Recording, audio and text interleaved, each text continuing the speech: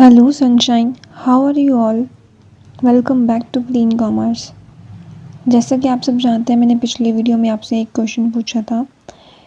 सो उसका आंसर अब हम डिस्कस करेंगे। The question is which is an example of business entity concept and the options are valuation of stock at cost or market prices whichever is less, be provision for doubtful debt, and treating cash withdrawn by the proprietor for personal use or goods taken for self-consumption as drawing. And the last one is all of three. इसका correct option है treating cash withdrawn by the proprietor for personal use or goods taken for self-consumption as drawing. सारे accounting purposes के लिए जो business और businessman है वो दोनों के दोनों क्या है, डिफरेंट एंटिटीज़ हैं, सेपरेट एंटिटीज़ हैं। सारे बिजनेस ट्रांजैक्शंस जो है वो रिकॉर्ड होते हैं बिजनेस की बुक्स में। तो कोई भी पर्सनल ट्रांजैक्शंस जो है वो बिज़नेस के लिए अगर हो रहा है तो उसको हम क्या मानेंगे, ड्राइंग मानते हैं। इसका जो इफ़ेक्ट है ऑनर की इक्विटी पर आएगा। ऑनर की इक्विटी जो है वो रिड्यूस होगी इससे। Clear? So let's start our today's content, that is money measurement concept. Money measurement concept क्या एज्यूम करता है कि जो सारे बिजनेस ट्रांजैक्शंस हैं उसको मनी की फॉर्म में होना चाहिए, इन द टर्म्स ऑफ मनी होना चाहिए, कंट्री की करेंसी में होना चाहिए। इन आवर कंट्री जैसे कि रुपीज़ में होना चाहिए।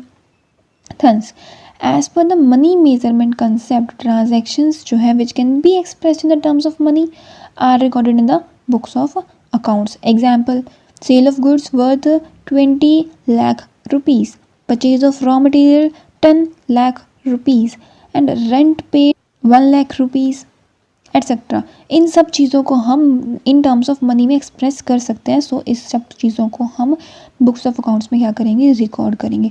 लेकिन वो वाले ट्रांजैक्शंस जिनको हम मनी में रिकॉर्ड नहीं कर सकते, लाइक सिंसेरिटी हो गया, लॉयल्टी हो गया, ऑनेस्टी हो गया एम्प्लॉयज़ की, इन सब चीज़ों को हम मनी में रिकॉर्ड नहीं कर सकते। ऑल्दो इनका जो इफ़ेक्ट है वो प्रॉफिट्स या लॉसेस पे नहीं आने वाला। सिग्निफिकेंस क्या कहते हैं, ये कंसेप्ट जो है अकाउंटेंट को गाइड करता है क्या रिकॉर्ड करना है, क्या रिकॉर्ड नहीं करना है। क्योंकि बिजनेस के ट्रांजैक्शंस जो है उनको हमने किस में रिकॉर्ड करना है, मनी में। और अगर कोई ऐसी चीज़ें जिसको हम मनी में रिकॉर्ड नहीं कर सकते तो उसको हम बिजनेस ट्रांजैक्शंस के अंदर इंक्लूड नहीं करेंगे। It also helps in recording business transactions uniformly. ठीक, अगर सारे बिजनेस ट्रांजैक्शंस को हम मॉनेटरी टर्म्स में एक्सप्रेस कर पाएंगे तो ये अकाउंट्स बनाने के लिए क्या हो जाएगा, इजी हो जाएगा एक बिजनेस एंटरप्राइज के लिए। ये मनी मेजरमेंट कंसेप्ट जो है ये भी फैसिलिटेट करता है कि business performance of two different periods of the same form or of the two different forms for the same period, इन दोनों चीज़ों को कंपैरिजन करने में भी हेल्पफुल है हमारा money measurement concept. I am asking one question from you today as well. What are the limitations of money measurement concept?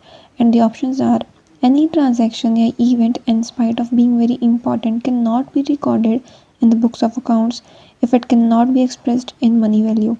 And the second one is, as per this concept, a transaction is recorded at its money value on the date of occurrence, and the subsequent changes in the money value are conveniently ignored. And the third option is both A and B, and the last one is none of the above. What will be the answer? Write down in a comment section below. Thank you so much. Be led by your dreams.